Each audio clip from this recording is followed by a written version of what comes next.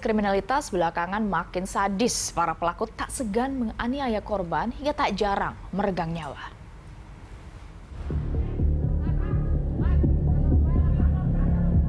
Inilah aksi sekelompok pemuda yang menyerang dan menganiaya seorang pelajar berseragam sekolah di Gede Bage, Kota Bandung, Jawa Barat Selasa malam kemarin.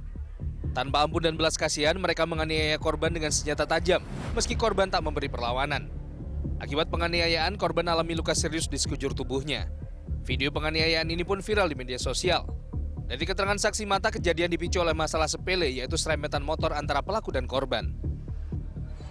Ribut lah, seenaknya itu teh.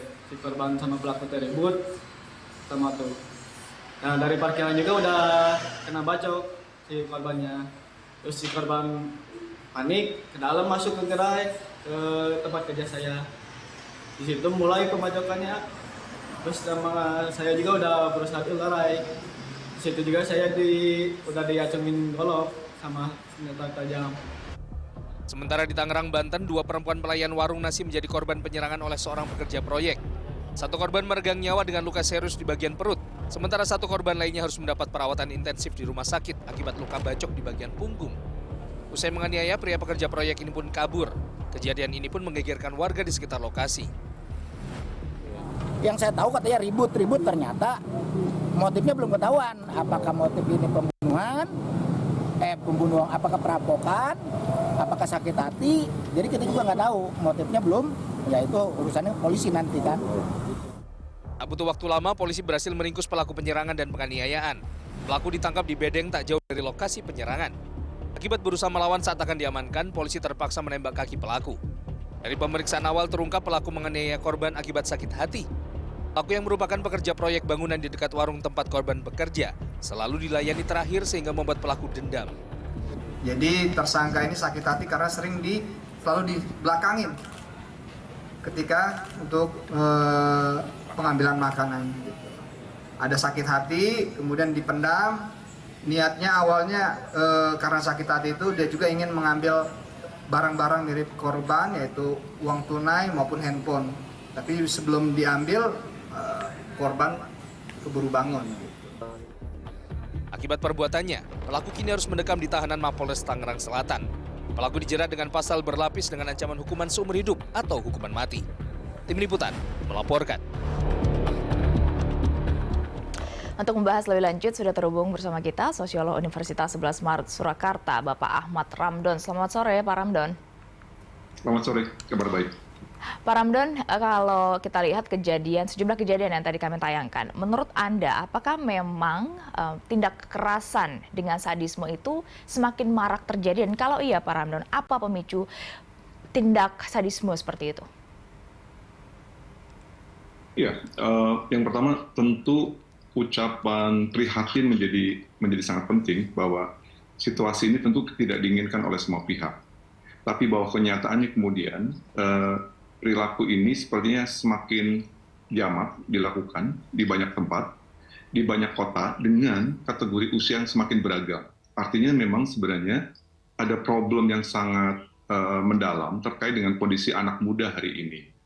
Tentu ada banyak penjelasan kenapa kemudian tindakan-tindakan anak muda semakin agresif, semakin brutal, dan ujungnya kemudian dia bersikap secara acak.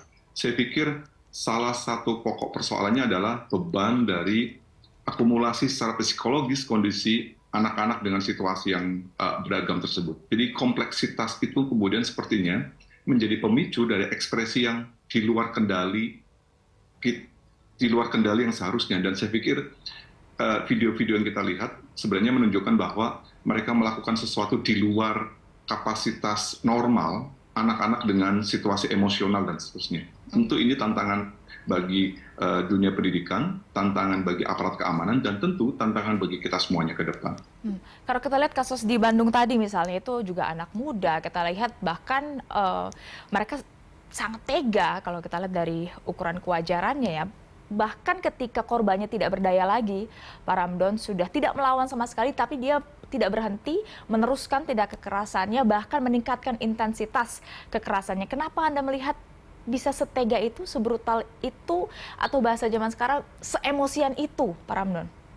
Ya, bagian yang paling bisa kita potret adalah bahwa yang pertama, fragmen kekerasan itu selalu terdokumentasikan. Jadi selalu ada foto atau video yang kemudian menjadikan tindakan agresif tersebut menjadi sebuah konten, apapun bentuknya. Yang kedua, konsekuensi dari konten yang dibuat kemudian adalah distribusi, bagaimana konten itu didistribusikan dari satu anak muda ke anak muda yang lain.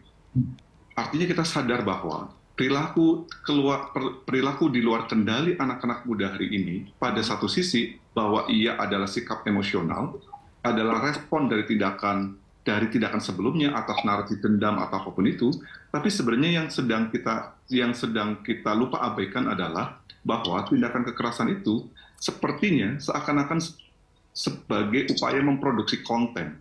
Karena pada kasus yang lain ketika ada mobil mewah yang kemudian menjemput orang dan kemudian melakukan tindakan kekerasan, maka ada proses yang didokumentasikan. Pak Ramdan, Anda menganggap ini berarti ada mungkin aksi seperti merasa aksi kekerasan itu keren, gagah-gagahan gitu, karena itu secara sengaja dan sadar mereka merekam aksi mereka dan kemudian mengunggahnya di media sosial. Saya pikir dengan kategori usia anak-anak, rata-rata anak dan remaja, maka tipikal itu menjadi salah satu pola. Satu. Yang kedua, yang itu konsekuensi logis ketika kemudian mereka juga mengkonsumsi hal yang sama. Artinya tindakan yang mereka lakukan, mereka punya referensi dan referensi yang mereka dapatkan salah satunya adalah dari media sosial yang mereka konsumsi sehari-hari. Artinya tindakan yang tidak terkontrol, menurut saya, ia disengaja dalam kepentingan untuk memproduksi materi di luar bahwa kemudian ada ruang yang sangat emosional bahwa tindakan itu dilakukan. Karena pada akhirnya situasi ini kemudian menjadi tidak normal karena kekerasan itu sudah bukan berwujud dalam bentuk kekerasan yang seharusnya, tapi sudah kekerasan di luar batas. Dan tentu ini lagi-lagi menjadi mengejutkan bagi kita semuanya. Oke. Karena kasus kekerasan dengan sadisme ini memang gampang viral ya. Kita sudah lihat sederet kasus serupa yang kemudian viral dan ternyata malah jadi referensi. Bukankah ini bisa harusnya menimbulkan efek jera? Karena setiap kasus yang kemudian viral, pelakunya itu pasti disanksi sosial dan juga mendapatkan sanksi hukuman. Apakah berarti itu tidak menimbulkan rasa takut kepada orang lain untuk tidak melakukan hal serupa atau malah menjadi referensi? Itu seperti apa logikanya, Pak Ramdan? Saya pikir penindakan hukum untuk kemudian beri efek jera tentu ada dan tentu kemudian dikonsumsi oleh anak-anak muda itu. Tapi sepertinya bahwa konsumsi anak muda terhadap tindakan kekerasan itu jauh lebih banyak. Sehingga ruang kesadaran atau kemudian ketakutan akan konsekuensi hukum sepertinya tidak sebanding dengan ekspresi mereka yang di luar normal, di luar kewajaran untuk melakukan tindakan kekerasan dan sadisme itu. Nah, hari ini fakta-fakta yang bisa kita lihat, video, foto, dan sebaran di banyak kota sebenarnya memungkinkan karena ini terjadi karena distribusi media sosial, bukan karena sebuah pola yang kemudian by design terjadi di satu titik dan ke titik yang lain. Ini kan terjadi secara acak, terjadi dalam beberapa kasus, termasuk yang menurut saya penting adalah mencoba memetakan motif. Motif-motif yang bisa kita bedah menjadi sangat simpel, bahkan kadang sangat tidak logis. Tapi tindakan mereka menjadi sangat tidak normal. Tentu ada hubungan yang mesti kita jelaskan pada situasi ini. Dan inilah kemudian butuh penegasan, khususnya dari pihak keamanan, termasuk bukan hanya menegakkan persoalan hukum terkait dengan persoalan pidananya, tapi kemudian mengkampanyekan secara masif bagaimana media sosial kita dan pendidikan pada media dan literasi menjadi salah satu pilar untuk melakukan mitigasi di bagian hulu. Tadi Anda bicara soal motif, karena kalau kita telisik dari paling tidak 2 kejadian yang kami tayangkan tadi, pemicunya itu sangat sepele, Pak Ramdan. Yang satu karena bersenggolan antar pengendara motor, yang satu lagi karena ia tidak dilayani dengan cepat ketika mau makan di warung nasi. Kalau dari pendapat akademik Anda, kenapa bisa dengan motif sepele seperti itu, tapi respons dari para pelaku bisa sebrutal itu? Saya pikir kalau misalnya mengambil contoh satu kasus tentang kejadian makan misalnya, tentu ini bukan karena fragmen di adegan makannya kan, tentu karena ada situasi prakondisi ketika dia sebelum makan, atau ada prakondisi sebelum anak ini bersenggolan. Nah, Prakondisi inilah yang kemudian sebenarnya tumpukan dari beban, tumpukan dari akumulasi persoalan, entah di keluarga, di lingkungan, yang kemudian mereka tidak punya kemampuan untuk melakukan kontrol ketika menghadapi situasi yang tidak diinginkan. Sorry, saya harus bilang ini bukan tentang gejala anak muda saja kan. Beberapa insiden orang-orang dewasa dengan mobil, dengan kemudian tindakan kekerasan, walaupun tentu tidak sesadis ini, tapi ekspresi kekerasan sebenarnya menjadi sangat mudah di jalan-jalan dan kita bisa lihat dengan mudah, baik lewat rekaman, CCTV maupun dokumentasi dalam beragam bentuk. Artinya memang hari ini kita menghadapi gejala psikologi personal yang kemudian menjadi sangat akumulatif dan ekspresinya di luar kontrol siapapun. Dan ini lagi-lagi ini memprihatinkan.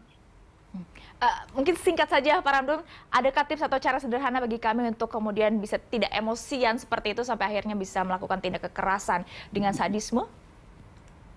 Ya, saya pikir paling sederhana bahwa yang paling simpel adalah ketika ada masalah, maka tentu masalah itu tidak akan bisa diselesaikan dengan cepat. Okay. Yang paling ideal adalah membuka ruang dialog.